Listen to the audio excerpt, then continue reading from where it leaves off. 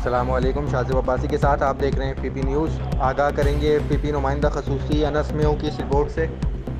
अमीर जमात इस्लामी सिराजुल हक की अपील पर लब्बैक अक्सा रैली में शाराए फैसल पर इंसानी सरों का समंदर उमड़ आया।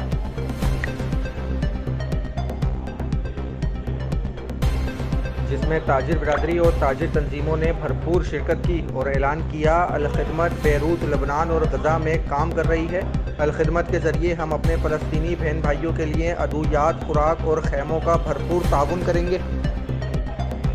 सिराजुल हक ने ऐलान किया, तमाम सियासी जमातें अपने सियासी इख्तिलाफ़ात भुलाकर फ़लस्तीन की इस मुश्किल घड़ी में एक जान होकर यहूद व नसारा को ये पैगाम दें, उम्मह मुस्लिमा हर वक्त तैयार है। इन्होंने रैली के आखिर में एक करारदाद तूफ़ान अक्सा के नाम से मंजूर कराई। Report Anas Meo, cameraman Hasan Rajput, FPP Karachi.